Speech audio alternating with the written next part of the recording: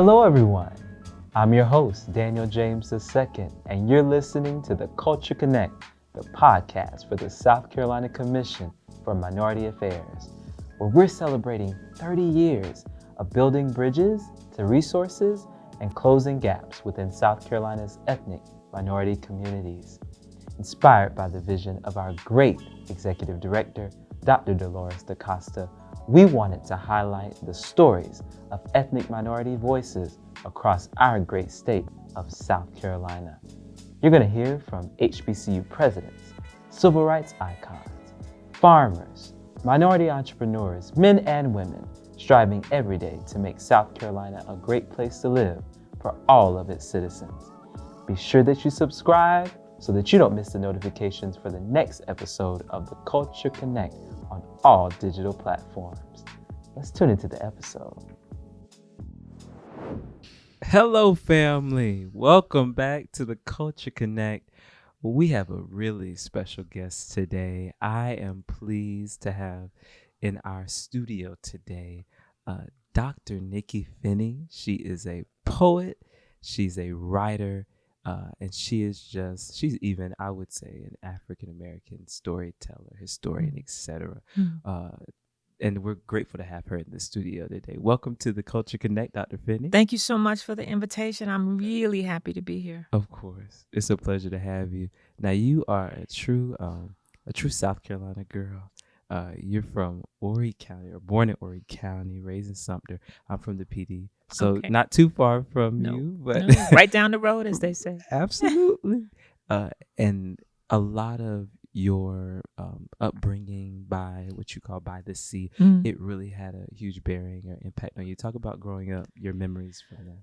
So my father and my mother met at Claflin University. Oh, wow. Great love story there, but that's another show.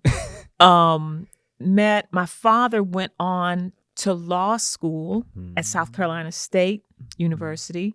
He could not attend the University of South Carolina during the 1950s. And so he went on to South Carolina State, got his law degree. When he got out, my mom had her, don't let me leave her out of the story, she'll get all over me when I get home. She had her degree in early childhood education. She wanted to be a teacher. Yes. So my father moved us to open up a law practice. And we stayed there for 2 years. And then there was a group of pastors in the Midlands who understood the power of what was happening with the civil rights movement. So I only had 4 years to exist by the ocean, by the Atlantic Ocean, before we moved inland. But that time as a little girl really stamped me. I don't quite understand it. When I got older, I started thinking about the African-American, the Atlantic slave trade, and the Atlantic being so pivotal and to that. And I thought, something is very spiritual. Every time I go to the ocean now, it's not just playing at the beach. Yeah. It has something to do with being born in Conway and being raised there, and being raised in this small African-American community in the mid of the 20th century. So all of that I bring with me today to whatever I'm doing with my life and with my understanding of what it means to be a Black woman, a Black American, a Black Southern girl, and I'm so grateful that I was born in Conway. It's so intriguing the way that you navigate that in your mind. Like, water has a great meaning or a great memory for you. Yes. Not one of trauma or even having to be hyper cautious of your being, but you could really just be. Right. That's right. Interesting. It is, and it's not always, of course, as you're saying, what the Black community knows to be true. Water is like, we put up the X mark. Absolutely. I was like, don't get so close to that, right? But I think that was trained into us having come here. Yeah. When you go to Africa, Africans are very comfortable near the water, right on the water, jumping in the water, being in the water. It's first or second nature.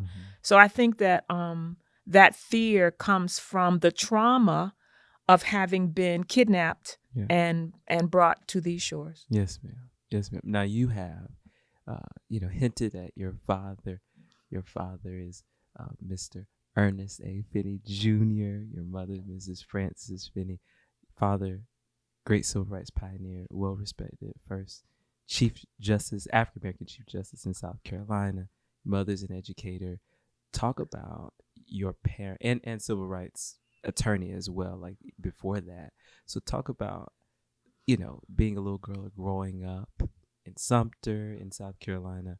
What did it mean for you to have parents that were doing such great work? What impact did that have on you? Well, when you get to this point and you're looking back on your parents and you see the kind of wonderful things that they were doing, that's one sort of, view that you have. Yeah. But the other view was that we were in a community where Black parents were doing that, organizing, protesting. It was the civil rights movement. There were young Black people who wanted to just go get a hamburger and a milkshake. Yes, ma'am. And so they were, there was a community, there was a circle of Black people, families, young couples and their children who were doing this.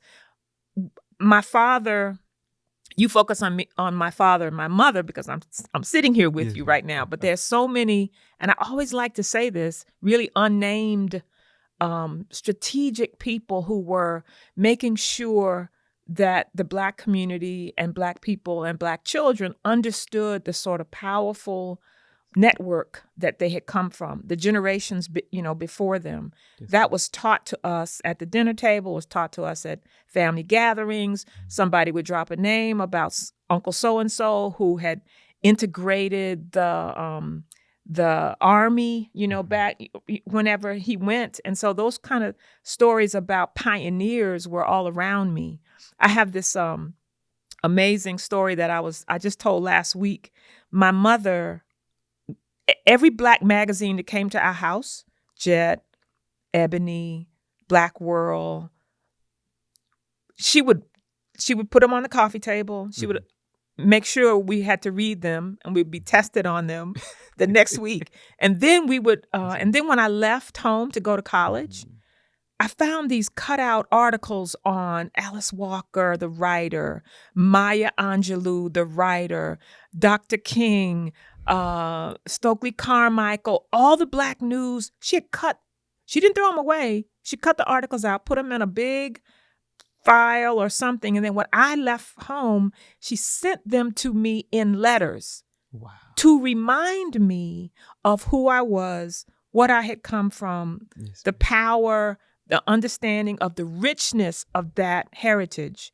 And I would get these letters at all my locations from 18 to 40. And I would say, Mama, why you keep sending me who run the Pulitzer Prize and Jesse Owens and Althea Gibson? And Mama, why you keep sending me these articles? She would say, because the world wants you to forget. Yeah. I will never let you forget who you come from. And it reminds me now of the world we live in and how Black history and the teaching of the truth about who Black people are has come under such strong attack by people who don't want to be uncomfortable with what American history really is and what it really says about us as a nation. Oh my. You mentioned the you're not worried about having invited me here today. I'm not stirring any pots. No, you're all fine. And everything that you're saying kidding. is vital. Yeah. And I do think that the first thing when you talked about Jet magazine, I'm thinking about the places that I saw that, because it was sort of phasing out in terms of visibility by the time I grew up. But I'll never forget my barber, who has been a barber in Marion for a long time. Yes. His name's Mr. Frankie. Mr. He's African American. Yes. He kept baskets of them in the barber shop. And so when I was growing up, I was 5, 6. I'm flipping through Jet magazine and I'm like, oh, wow. And so it was really, and it wasn't until I got older that I realized, oh, those were all African American faces that I was looking at. Daniel, I would say, I've just met you, but I would go so far as to say those moments in Mr. Frankie's barbershop, combing through Jet magazine, stamped you and helped you stay on the path to become who you are right now in this moment. I believe that wholeheartedly. And when people would confront my mom and say, why are you buying Black magazines? Aren't we all Americans? Can't we all, get along? And my mom would say, this country is not yet equal. Yes. So you don't really write about the things that Ebony and Jet is writing about, in terms of supporting and celebrating Black cultural life. So I have to invest in that, and I have to teach my children that there are some there's some reporting going on that's not equal, and that would shut that conversation down. She would, she would say, "Got it." But I love that story that you just told, Mr. Frankie. That's the Black. He was collecting what I call. If you were to line up all the Jet magazines or all the Ebony magazines, and when I got to be a teenager and Essence came out, right, you would have the Black Encyclopedia Britannica. That's it. Before you. Yes, ma'am. You really would. Yes, ma'am. And he's still there, so I don't know what he has now. Shout out to Mr. Frankie. Mr. Frankie. You talked about the village. It really does take a village to raise a child, and sometimes it's not just I mentioned your parents because I know that they were. It's like it'd be like an elephant in the room if I didn't. Right. But you're right in that sometimes it's the people that are alongside them in the community. Yes. And that really help hold up their arms so they can continue to do this. Absolutely. Great work. Absolutely. So, you look at my father as a hero. People say that to me all the time. Mm-hmm. He was just a man, Mm-hmm. Like any other man. My mom, the same way. There wasn't anything, quote, quote, special about them, but they had a community around them that supported them. I mean, they worked really hard, but so did a lot of Black people. Mm-hmm. And I remember I'm my father's only girl. So he and I were very close. How many I brothers? have 2 knucklehead brothers who are doing well in the world, but I was right in the middle. Okay. And so I also look like my father's in terms of familial and how people, what we get from another generation. I look like my father's mother, who died giving birth to him. Oh, that's another story too. But so there was all these deep connections between us, and he always wanted me to go to law school, and I would say from 10 till probably the week before he passed away, Daddy, I'm not going to law school. It's not going to happen. But his sense of justice, he defended those students who wanted a more just world. He defended the Friendship 9 in Rock Hill, South Carolina. He defended 6,000 cases of young Black folks who just wanted to go to school or get a hamburger or go someplace and just be who they were. So his sense of justice is inside me. And when I write through that vein as well as my own vein. Yes, ma'am. And see, that was really what I wanted to know about, because I know that there are a lot of influences creatively for you to be a poet. Yes. You take in everything, you synthesize it, and it becomes a part of your work. Now, I'm calling you Dr. Nikky Finney. Okay, now that's not your birth name, right? So talk about. So my first name is Lynn. And in the Black community, you're born with a name, and then the community you live in names you, renames you. I bet you have a nickname that you're not speaking on right now. I do. She knows it. So that is a very African tradition. We don't know that. We don't teach our children that. Sometimes when you are born in certain cultures in Africa, you get the name, and then you get the name of the day you were born on, or some kind of personality that one of the people in the village understands about this day-old or 6-day-old child, right? Maybe you giggle a lot. Maybe you haven't opened your eyes a lot, but that accompanies you for the rest of your life. Yes. So, everybody, both my brothers have nicknames, and when I was writing and thinking about being a writer in this life, I was being raised during the Black arts movement years. So those Black poets who were creating sculpture and creating poetry and drama and writing music from the 60s to the early 80s. Oh, they were my teachers from afar. They were in Black World and Ebony and Jet, and I would pick up those magazines and see them there. And so Nikki Giovanni was very important during that time, and I read and listened to all of her work. And then someone started calling me Nikki, and I was like, no, I'm not Nikki Giovanni. I'm Nikky Finney. And they were like, well, it fits you, your spirit, and la la la. And so it just kind of stuck over time. But I want to be very clear, I was not named after Nikki Giovanni, but in the spirit of, I guess, what people were associating with who was a poet, they attached that name to me. That's right. But you will see that Nikki Giovanni spells her name Nikki, and I spell my name Nikky to make sure there is a line of difference between us. Have you met her? I have. Did you share with her the story of the name? Yes. Okay. And she totally understood. She's a very independent spirit woman, poet, and I am too. And she was like, yeah, you did right. Put that Y on the end of it. I love it. People still spell my name wrong, but that's okay. Yeah. Well, we're going to spell it right today. Spell it right today. We're going to make sure it's right. Now, you go every part of your experience, even if it's something that happened in childhood, whether, being introduced to civil rights pioneers, civil rights work very early, like it's all very intentional. You made a very intentional decision, I assume, to go to HBCU. Yes. Went to Talladega in Alabama. Yes. And you had the opportunity to be mentored by some great people that helped hone in on that creative part of who you were. Tell our audience about that process, moving to Alabama from South Carolina, what that experience was like. So as I said before, my dad and mom met at Claflin. And you couldn't say anything bad about Claflin University to my father or my mother. You better get yourself together because you were just in the wrong ballpark. Yes, very. So we went to football games. We were part of the culture.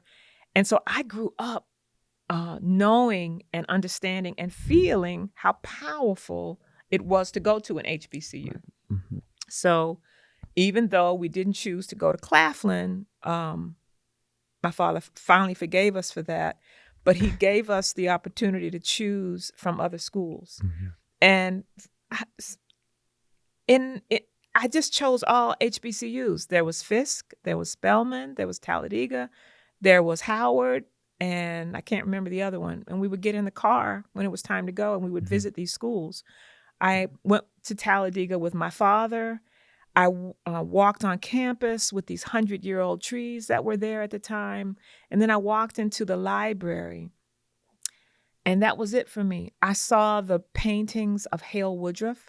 He did, back in the 1920s, some murals called the Amistad murals. And it was about the Amistad Rebellion aboard a ship that was in American waters. It's a big story. They've done a movie on it and everything. But when I saw those Black folks, those African people fighting for their freedom, trying to get back home, I knew this would be the place where I could learn about my history, which I was really wanting to know more about. But also I felt like I would be inspired by that tradition. And so I chose Talladega over all those others, and I was so glad I did. And at Talladega, I had the finest, the teacher who poured more into me than anybody else in my life was Dr. Gloria Wade Gales. And she just wouldn't let me go. She knew something was in me that needed to be nurtured, and she made sure that I didn't get off path. Yes, ma'am. Yeah. And so here's a story of Dr. Gales. Come on. Friday, 4:00, we were about to go to a dance. I think it was with the Kappas. And we had been doing our work we're sitting on the wall with my girls, my sisters, and we were ready to go to the dance. We were a little early. Dr. Gales comes walking up the sidewalk, and I go, oh no. I knew she was coming for me because she was always coming for me. Because when you have a teacher like that who is a mentor, they want to keep you on track. Yeah. So she comes up and she stands in front, and my 4 friends are standing right there. She goes, Miss Finney, have you read all of the books in the library? They start giggling. I say, no, Dr. Gales, eyes down. I have not read all the books in the library. She said, well, I don't think you have time to sit on that wall. I think you need to follow me into the library. Now, here is the moment of my life. If I sit on that wall and go to the Kappa's dance, Dr. Gales has lost her respect for me, and I will not get any more information or all the things I need from her that I'm getting from her to be the person and poet that I want to be. So I have to make a decision in about 30 seconds. I'm either going to that dance and I'm going to lose Dr. Gales, or I'm going to follow Dr. Gales into the library where I'm going to be able to hear the Kappa's dance going all night long. What did I do, Daniel? You followed Dr. Gales into the followed library. Dr. Gales like a little duck into that library. And I was there with Dr. Gales. She was in her whole, I didn't even speak to her for the rest of the night. I was just doing my work and listening to the music that was coming from the dance that I had wanted to go to all week. And I didn't know it then, but it was really the decision of my life. I was 19. I was trying to, there were no poets in my community. I didn't know how to be a poet. So I kept meeting people along the way who would give me just a little bit more information, just a little bit more understanding of what it was going to take. And I didn't know how important that was. And even though I sat there till midnight and went home and got teased by my friends and the next day, I never regretted it, because Dr. Gales proved to be instrumental in my understanding of who I could become in my life. And when I won the National Book Award, how many years later? In 2011, I graduated from Talladega in 1979. You can do the math. 30 years later, I thanked her. I thanked her and I told that story because I didn't know how consequential that 30-second decision was going to be. I could have gone to the dance, but the thing that hit me was there'll be other dances. There won't be another moment where I can follow Dr. Gales into the library and she knows that I'm a serious young scholar. And so that meant more to me, and I just made the right decision. I haven't always made the right decision, but that was a great decision that night. What just keeps coming to my mind is it was a fork in the road. It really Yes. was. Yes. It was like destiny Yes. or Yes. this, quick, flippant, Right. easy Right. decision. Easy decision. Right. That sometimes we make decisions that are easy in the moment, but that was a decision that would impact me down the road. Right. And we don't always know that, but something in me, it goes back to my grandmother telling me, my grandmother was a farming woman. She and my grandfather had a farm in Newberry, South Carolina. That's where my mother's from. And I spent summers with her. And I would leave Sumter and go to Newberry with a little bag of books, always books in my bag, right? Nothing else. I love to read, bookworm. And one day she folded her arms and she said to me, I know you like reading all those books, but she said, you have another brain too. And I was like, another brain? And she was like, you have a brain up here and you have a brain in your belly. And she said, sometimes you have to make decisions with your belly and not your brain. Oh, wow. That day with Dr. Gales, it's totally a belly decision. It's like another example was there was we were going out for the weekend. We didn't have cars like young people have cars today, but somebody had a car and we were all going out somewhere and it was 6 of us trying to pack in this car and something told me, don't get in that car. Belly. Not brain, because I wanted to go, but my belly said, "Don't get in that car." And there's a longer story, but that was the perfect decision because something happened that night, and I was glad I wasn't with those folks, and I loved them, but I made a decision in the moment, and I got teased, and oh, you just scared to go, that kind of thing. And I think that happens to us quite often, where we're just thinking in the moment, but my belly was working overtime. You're having a memory There's right so now. Much. Well, first of all, I'm thinking of a scripture that talks about rivers flowing out of our belly, like a real us, the real us, our inner person, our spirit, as you talked about, I think earlier than this. But something that I thought about, because you're a poet, is the fact that there is, well, first of all, one of the things about the decision making that you had to have in that moment, I'm sure being African American and a woman was a lot in that moment in terms of path decisions, because a lot of times we're always fighting to not be this stereotype, or not travel down a path that systems or could shape out of us. But another thing I thought about in relation to because you're also a photographer and a lot of other things, and we just went to see Cecil's documentary produced by ETV. One thing I noticed is that in order for Cecil to capture the movement, he couldn't always be in jail. And he always had to live sort of a separate life as an African-American photographer. And I thought about it like, Cecil, he's taking all the pictures. He can't get locked up. And one of the things they said was like, if Cecil Williams had not captured the civil rights movement in South Carolina, people would have never known that it happened because they were trying to take it out. Journalists would purposefully not report on it. If you don't report on it, it didn't happen. So you're also a poet, similar creative, and a photographer, similar vein. There is a level of, separateness, for lack of a better word, or there's a level of solitude that you do have to have that I feel like maybe your poet mentor also knew that you'd have to capture the movement, capture what's going on with humans and people, and particularly Black people.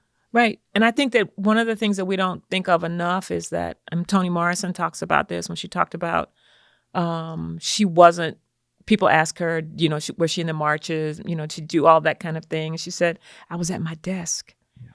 I was an editor. I was bringing Black books into fruition. That was my job. And so that was her job. There were other people who were protesting. There were other people who were doing other things.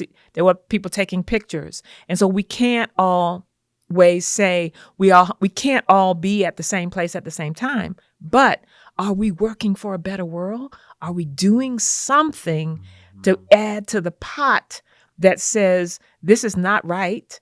It's not right for our generation. It wasn't right for our grandparents' generation. So let's make this right. Or are we sitting around arms folded? So I love that story. And I love the fact that you say, I realized if he had been in jail, there would be no photographs. There would be no evidence. In the same way, he was taking pictures that would become Jet Magazine, because the other publications didn't want those pictures, didn't want to see that. Too uncomfortable. That's not who we want to be. Well, it's who you are. Whether you want to be that or not, here's the evidence. And so, that's his museum, Cecil Williams's museum, is so critical, not just to the state, but to American history about what happened, who was there, and what we looked like in the moment. It's crucial. Yes, ma'am. Yes, ma'am. I want to talk about your grind when it comes to when you hit like a flow. I want to talk about that. Now, you did some moving around. It's hard to track. You went to Atlanta University. Yes. Then you went to Bay Area, did some things, came back. South always pulling you back. You were at University of Kentucky for 23 years. 23 years. And so, talk about some of those writing communities in Atlanta that shape the work that you do. Right. And when you hit that flow of writing. So here's the beautiful thing about Dr. Gales at Talladega, whom I followed into that library. When I graduated, or when I was about to graduate, she gave me a 3x5 index card, and it had on the card, Tony K. Bambara, Atlanta, Georgia, phone number. And Tony K. Bambara, I had studied as an American short story writer in her class. I did not know at the time that they were friends. They were connected. They were that circle, that larger circle that existed not just in a community, but in a southern region or in a country. So what she was doing was handing me off to Tony K. Bambara, who lived in Atlanta, in a kind of, if you will, underground railroad kind of way. You go to Tony K. next and get something else that you will need for the rest of your life. I have given you everything that I can. So I was like, Dr. Gales, I can't go to Tony K. Bambara's house. Tony K. Bambara, the writer, Toni Morrison was Tony K. Bambara's editor. It's all that modesty you come out of the South with. You have to shed that.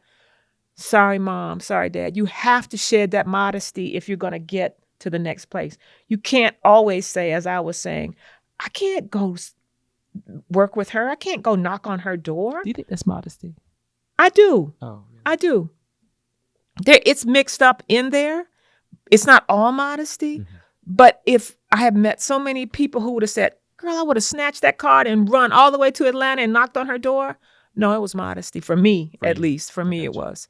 I didn't want to bother her. I didn't know if I was worthy. Took me 6 months. I knocked on the door. She opens the door, and if you got to know Tony K. Bambara, hand on hip, dressed in 4 colors. She was like, Gloria told me you were coming. What took you so long? Boom. Hand it off. I have never, Tony K. Bambara held a writing workshop in her house for anybody in the community who wanted to write. Students from Spelman were there. Students from Morehouse were there. Bus drivers, nurses who wanted to write a poem, anybody. And I joined that workshop, and I learned what it meant to be a writer and what it would take to be a writer. And in that workshop, one day, I was so proud of my little perfect, pretty poem. And Tony Cade said, the way we would do it, we would each bring a new piece of work to the workshop. And we would read that work to the people. We would be sitting in a circle. And then those people would comment on the poem. And Tony Cade said, oh, Nikky, that was so pretty. That was a pretty poem. I was just smiling. Said, thank you, thank you. Everybody was like, oh, it was pretty. And she was like, that was so pretty. Then she looked at me right in the eye. She was like, so what? So what? You can write a pretty poem. What else can your work do besides be pretty? Nice. Dagger. Knives. Yeah. And then I realized she was right. And then I thought about my father, the justice man. I was like, oh, I'm just writing because it's pretty.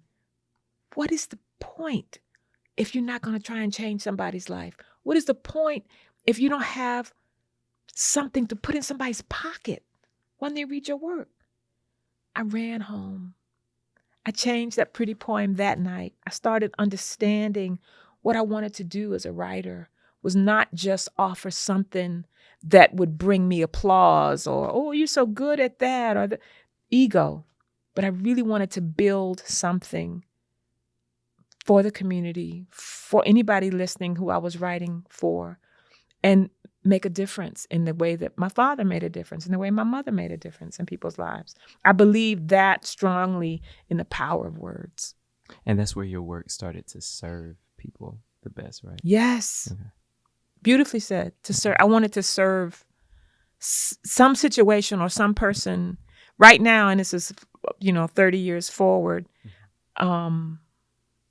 There's a story about Elijah McClain, who was killed in Aurora, Colorado in 2019 because he was walking on the street to get his brother an iced tea. I know this is a well-known story. It's been in the news for the past 4 or 5 years. It has taken me this long to get over my sorrow at how Elijah McClain was killed by 3 policemen. And now I'm writing a poem for him. And I am in it. I'm like working every night. Every morning I get up and I write a little bit more. Mm-hmm. But it's taken me 4 years not to be furious. Yeah. And what I know as a poet is I can't write out of any fury.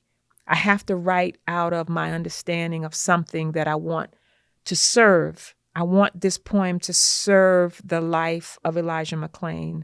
I want this poem to serve the community that is lost because here's one more young Black man who was killed needlessly because he was wearing a face mask and listening to his music, walking home with his iced tea that he went to get for his brother. He was the most sensitive, the most tender, the kindest young man, his friends would say, that you would ever want to meet. So why did they jump on him? Because he was suspicious looking. Because somebody in the neighborhood saw him and said, hey, there's a sketchy guy walking down the street. So these are the names that come to us, our community, African Americans, more often than anybody else, because we don't fit in with what the standard traditional person walking on the street looks like. Mm-hmm. And so my job as a poet, in service to Elijah McClain's life, is to work hard on saying something out to the community that might matter. Yeah. You know, that's super impactful and powerful. And impact is what I hear throughout the story. Mm-hmm. Like that the service that you have through your poetry, through your writing, it does have, it definitely has had impact on our generation too. And we're going to talk a little bit about you working with your students. But what I love is that you found a way to marry your creative skills to some substantive, some problems that were on the ground. Yeah. You've done some great work with Black women's health, or African American women's health, African women's health. Talk a little bit about that work, because it caused you to actually go to the continent of Africa, do some things. Yeah. And that started kind of in Atlanta, right? It started in Atlanta. It started when I was in that workshop with Tony K. Bambara. There was a Black woman by the name of Billie Avery who started thinking about, why do Black women have all this trouble with fibroids? Why do Black women who are pregnant have more trouble with their pregnancies? Why do all these questions where the health of Black women was not being addressed by the larger forces in the world? And so she put together an organization called the Black Women's Health Project. And in the beginning days, 40 years ago, she needed a staff writer, somebody who just could come in and, write up a press release or something like that. And those are the kind of jobs I had when I was trying to figure out, was I going back to school, how to be a poet, that kind of thing. So she took me into that organization and gave me space. And also there was a conference it was in 1985. It was called the End of Decade of Women's Conference. And it was held in Nairobi, Kenya. I'd never been out of the country before. I was 26 years old. And I took the job and flew to Nairobi and spent 2 weeks there. I also was in West Africa in Abidjan for a while. Traveling changes your life. You know this, having gone to, in China. It shows you how small the world is. It shows you how diverse the world is. And it shows you how in other places, those people do not care about the same things that people care about at home. They're not wrapped up in the same isms all the time. Of course, those isms exist, but they're different. And so you get to see the kind of differences that one culture, how they take in certain kinds of information and what they do with it. And you get to compare that with your home life. And so I'm a big traveling fan. I try to get all my students, but particularly my Black students who are like, Mama said I shouldn't go too far from home. I was like, come over here. You need to go to London. You need to go to Paris. You need to go to Abidjan.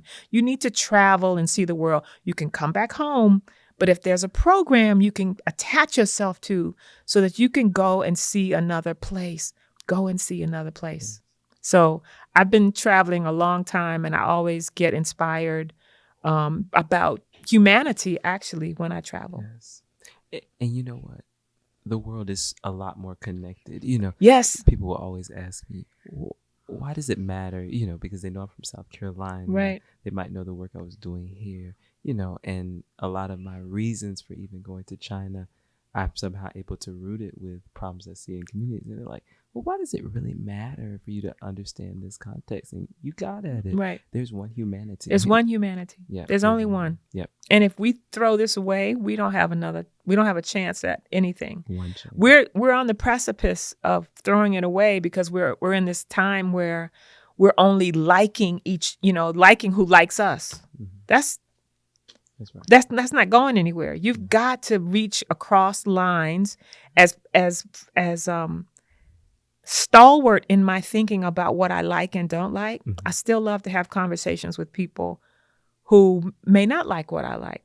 I still like that push and pull with another human being because I want to know what motivates them in their line of thinking. And I think that we have gotten too soft with ourselves in terms of pursuing that. We just, like that. No, don't like that. And then we don't push ourselves to really understand that we are right now on a precipice of many things, not just the how humanity is being affected, but also how the planet. We are suffering, and that will I think intensify in terms of climate change because we can't talk to each other about simple things. And those are the type of lines that the Commission for Minority Affairs wants to sort of bridge some of those conversations and help bring those, conversations to the table. You talked about you can always come back home, and you've done that multiple times, particularly to the South, but to South Carolina. Now, talk about your tenure, how you end up. Maybe just give us an overview because you lived a full life, even though you're very young. You've lived a full life. So talk about some of the work you're engaged in the Bay Area and then how you come to the University of Kentucky as well. I would love to know about that. So I was working at Kinko's Copies. Mm-hmm. I needed a job. And I went to Kinko's Copies. I got this great job. The thing about Kinko's Copies at the time and now it's FedEx Kinko's, right? But then I could go anywhere. There was a Kinko's Copies. So I was in Atlanta working at Kinko's Copies. I flew out to the Bay Area because I wanted to see the world, stayed there, and then I came back to do a conference here in South Carolina, first book out, met Percival Everett, who is a phenomenal, amazing South Carolina fiction writer. I'm on panel with him, and he's like, "Hi, I'm Percival. Hi, I'm Nikky." He's like, "What are you doing?" I said, "I'm working for Kinko's." He said, "No, you can't work for Kinko's. Mm-hmm. You need to be teaching. Teaching would help you have time to write." He was right. I would leave my job at Kinko's. I'd be from 11 at night till 6 in the morning. Mm-hmm. And then I was expecting I would go home and write. Well, what I did was go home and pass out because I was tired. But teaching for that 1 year showed me that I could teach my class, then I could go home and work. And work on some new poems. And so I fell in love with teaching kind of sideways. I was not trying to get in the academy to be a professor. Mm-hmm. But that was 35 years ago. Yeah, and so now I've been doing this for a long time, and I think I've always kept one foot out of the university so that I could always be based in the community because that matters to me more than being a professor, which is a wonderful blessing, but also just being in a community is what I really want to do. Yes. I love that. And I do want to read some of the works that you've done, some of the titles of some of the works, just in case y'all, we have a cue card. I'm so excited about this today. Your first book of poems, I believe it was On Wings Made of Gauze. Yes. Sauce. And then you've written works such as Rice. I believe that's a book, right? Yes. That's a book, not a poem book. But then Heartwood, you have The World is Bound, Head Off and Split, which is the one that won you the National Book Award for Poetry in 2011. Love Child's Hotbed of Occasional Poetry. And I read somewhere you had an NAACP Image Award. Is that true? No, that's not true. Okay. Nominated. Okay, so you were nominated. You missed one if you didn't give it a but these are just some of the works that you've had and some of the credits to your name. I'm sure the list goes on and continuing work, which we can talk about later. But a theme throughout all of your work, or some themes, are definitely the influences of your being from the South. Even now, you're the John H. Bennett Jr., chair or professor of creative writing and Southern letters. That's a huge influence. Why bring your scholarship as an African American storyteller, poet, creative, I would say a type of historian as well, Yes. to the South and particularly Southern academic institutions? I'm Southern. Yeah. The impact that life had on me, growing up in the 60s, growing up watching my father and my mother, growing up listening to Black arts movement poets and artists, had a very, I was a Southern girl, and those kinds of things that were happening in the South impacted me first personally, and then it impacted my family, and then my community.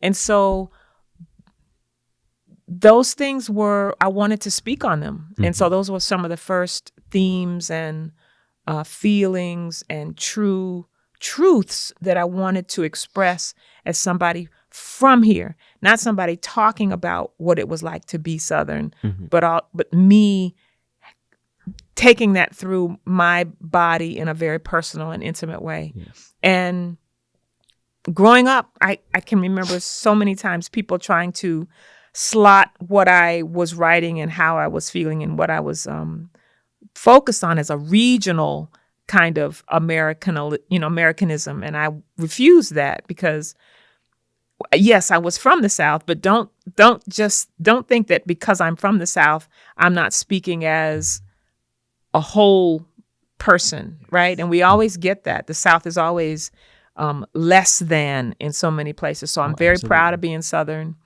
I'm very proud of the angle that my work takes and how those characters and people that I am highlighting are just as rich as anybody else that gets highlighted in this American literary establishment. Yeah. Now, at the University of South Carolina,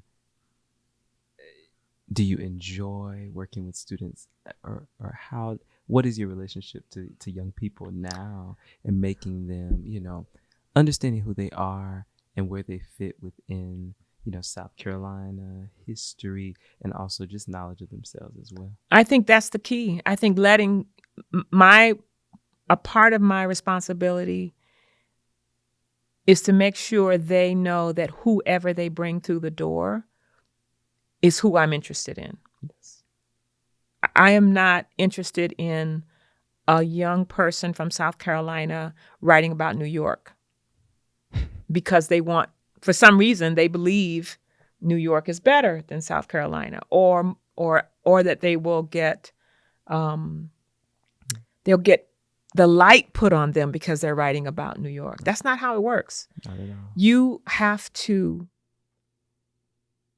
be where you are, illuminate where you are. And I'm not saying you can't write about New York or Osaka or anywhere else, right? You have to you can't look away. You have to look where you are and claim that and honor that before you can, I think, honor and claim other places. And that getting to know, I love teaching. I teach undergraduates and I also teach graduate students in the MFA program at the University of South Carolina. And those are two different worlds. And I love how different they are. And I love what I find out about what's happening in the high school before they get to me, right? And what's happening in the community. I had a class that I was teaching on Black women writers, and I had, for the first time being in South Carolina, 10 young Black women in my class. I walked into class. I was like, "Whoa, this is amazing!" You don't get that many young Black students in a writing class. I don't typically at the University of South Carolina. It was an even almost 10, maybe 10 white students and 10 Black students. We had the best semester. And half of those young Black women decided in that course that they wanted to go on to graduate school. We weren't talking about graduate school, but they got something in their spine that they recognized and realized that they had not gotten from another class. And they understood the power of what they were what was revealed to them. And that I'll never forget. That was probably 2019, right before the pandemic. And it was a special class. It was a really special class. You know, it wasn't until I left the South that in South Carolina in particular, that I realized that was people's conception of me, unaware. Yes. Even ignorant. I would go as far as say ignorant. Yes, you can say that. Sheltered. Yeah. All of these things. Blind, narrow-minded. There it is. But my most powerful launching pad has been the state of South Carolina, and my community, and in terms of opportunity. I was even having these types of conversations. Right. You know, it was me watching my mother do the same thing as I was growing up. That was like the impetus. Now I didn't take it at the time, right? No, but now when I reflect back on it, I'm like, I grew up. So that's the powerful context matters. Context matters, and people don't know a lot about South Carolina, and that's the truth, right? Yeah. And that's why you have to talk about South Carolina, and not trying to push back the stereotype, but just tell the story of what you know. And the stereotype gets obliterated. That's all you got to do. Yeah, tell your story, and that's the power in storytelling. Is that you cannot advocate well, I found, for people, right, until you have honed in on some aspects of their story. Yes, and that's very true for me. Right. Yeah. Right. I do want to talk now because you talked about young people, and I think that this new endeavor or project that you're engaged in now, I don't know your official title. Director. But director, yes. As a director of this center, which I will name in a second. But I think that it will have an imminent impact on young people in Columbia, the Midlands, the state, the nation, even farther than that. Right. You have just not too long ago opened the Ernest A. Finney Jr. Cultural Arts Center, correct? Down on Lawrence Street, in Columbia, South Carolina, historically Black neighborhood. Y'all are doing some great work. It's open warehouse, feels very artsy scene. Yeah, right. Talk about the and share with our audience some of the vision behind the center, what you all are aiming to do, and what's next for that. Yeah. So a year ago, maybe a year and a half, Kevin Alexander Gray, owner, founder of Railroad Barbecue, was speaking with his dear friend Francis Close of the Close Springs Foundation. These are longtime friends, longtime activists. Kevin was in the community. Behind his building was something called the Southern Electric Company, an old 1940s airplane hangar looking building, kind of funky. Trucks pull up, get the assignments, go out into Columbia and cut on people's lights and stuff like that. Well, he was friends with the guy who owned the building and was retiring. Kevin says to Francie, wouldn't it be great if this was a Black cultural arts center? She's like, yeah, let's find the money. They found the money. They bought the building. They called me. They said, we loved your father. Really important what he did for South Carolina. We want to name it after him. We want you to direct it. I'm like, I'm a poet. I'm not in the directing business. But this is what happens when you come home. That's it. And you are given the mantle of something that you did not expect to get. You were not seeking, but you know that taking it on matters in a way for thousands of people, not just you. So for the last year, I've been the director of this center named for my father, and we have been laying a foundation. Board members, what our mission statement is. We've had arts projects in the building for the past year. Pop-up artist market, 20 Black and brown artists, visual artists, meeting each other, with setting up tables in that room, selling their wares, powerful, just the pictures alone. We've had conversations with visual artists in the center. We've had young poets drop their first books in that center. There is a need and a void, just like there's a food desert for healthy food in Black communities in Columbia, there is a art desert. I grew up in South Carolina where art was defined as ballet or something, something closely akin, not the things that I had grown up understanding Black art to be. Yeah. So there's no space for us. We are creating that space. Not only are we creating the space where those artists can come and exhibit, artists like Tyrone Jeter, who can go anywhere in the world and bring his work. But we have now an artist studio space where Anthony Lewis, young Black visual artist, now comes and does his painting work in our building, and then gets on the road and sells the painting that he makes there. It's to find a studio space in Columbia, you have to spend $400, $500. We don't always have that kind of money after we pay the rent and get the groceries on the table. So part of our mission is to have studio space for young Black and brown artists in Columbia, which does not exist.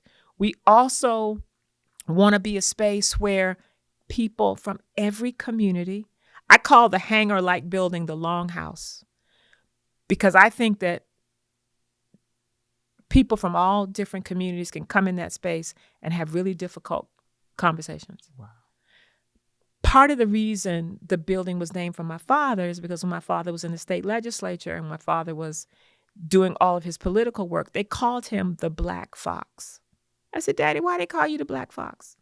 I don't know. They just call me the Black Fox. Well, you know how in this state, there are some foxes, but they are related to other kinds of things, people and Confederacy and things like that. Well, the Black Fox, I came to understand, Daddy was named that because he could walk across the aisle with people he didn't agree with in some ways, put his hand out, shake their hand, and there could be conversations that would bring us together.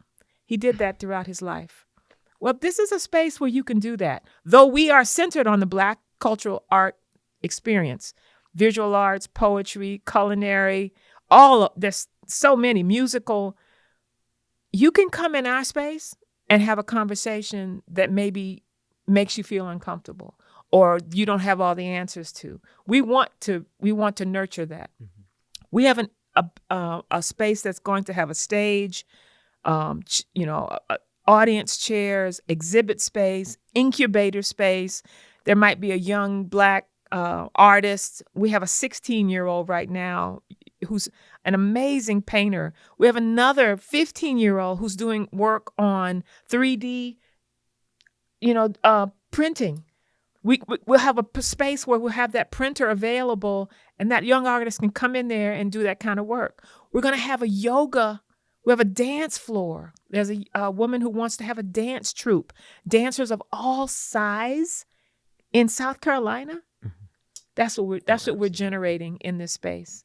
And so over the next year, we're going to be raising money. We're going to start a capital campaign because we've got to retrofit the building to fit these dreams that we have, right? And we also have to raise money for programming. So you're going to be hearing a lot more about, when you invite me back next time, yes, we will be talking about the programming for the center, and you can help us get the word out about that. Oh, absolutely. And I know the capital campaign is not open now, right. But is there ways that people can contribute? Are there ways that people Yes, can you can go to we have a Facebook page, we have a website, Finney Jr. CAC @gmail.com, and sign up and just get, when we have things that we're going to blast out, you'll be on that list. You can send us your information, and we'll add you to our list. Dr. Finney, we're so excited because we need this space. I do want to ask you one more question. We're about to wrap up, I promise you. But I do notice, Columbia is trying to build a very thriving downtown. Yeah. Have y'all thought about ways that artists can help transform some of these empty urban spaces and make it more colorful? What a great things like that? question. Yeah. What a great question. There is no city that deems itself exceptional that does not also have an exceptional art community. You must invest in your artists. I left South Carolina because I didn't see that happening here with folks like me from the Black community. Yeah. So I had to go and figure out how to do this. Well, now the world has brought me back here, and I am here to say what people already know. Mm-hmm. You need a thriving artistic community in order to have a thriving community. Just like a bank is where you go and invest your money. Yeah. I believe the arts also have investment, a parallel kind of investment. And if you invest in communities and their artistic endeavors, young people, give them choices, options. How many times do we cut on the TV and we go, there's nothing for them to do. There's nothing pulling them in any other direction but in those wrong directions. That's right. So let's invest in bringing them to a new kind of enthrallment and see what happens. We haven't done that. We have not made that investment in us. So yes, I would love to see downtown Columbia, as it is bursting with so much excitement and energy right now, lean on, but not just certain kinds of art. That's right. Because they've done that before. There are artists of all color, all communities that need to be invested into. That was just a prevailing thought. It's beautiful. It's important. We were even in Greenville recently. Oh. And we were looking at downtown, and as you're going to the stoplight, you see this huge mural. Yes. You're like, yes. wait, what? Right. Right. Right. Is this a dream? Right. Right. Yeah, we wanna do that. We wanna be a part of that, and we're not gonna do it by ourselves. There are other arts institutions that are being created here too that we wanna link arms with. I'm so excited just about you and your new endeavors, work at USC, and young people's involvement in it, because I think that's something we want to talk about. Well, I want to say that I am excited about meeting you and what you all are doing here. You're churning. You're doing something that's really important and critical, and I just love that you're doing this. I don't know that we applaud you enough, your generation, for really getting behind the technical aspects of what you're doing and putting out the word. You are the new Jet magazine. What you talking about? You are. We have to salute that in you and in your team, and just thank you for putting the time in to do this, because this is how change happens. Yeah. To God be the glory. And I really do thank you, because you set the pace for it, and it's just an honor to be able to speak with people like you. I'm telling everybody back home. Cool. I got to speak with Dr. Say Finney. hello to Mary in South Carolina. Oh yes, Mary and Florence, the whole PD. That's Okay. right. And we just want to continue to bring and highlight voices like yours that are doing important work, forgotten, but nevertheless very impactful. So thank you, Dr. Finney. Thank you so much. We appreciate it. Now, do you want to read a poem for us before we leave? Or No, you don't have anything? I don't have a You poem. don't have a poem? Do you have anything you want to tell the people before we close out? I want to tell folks to reach out to the center, reach out to you guys, support you.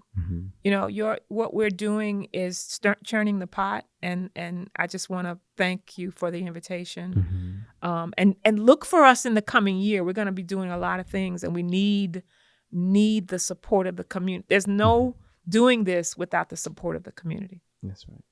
It's a community endeavor. It is. Thank you All right, for joining thank you. us on the Culture You're Connect today. All right. Next time, everybody. Did you enjoy the episode? I hope you did.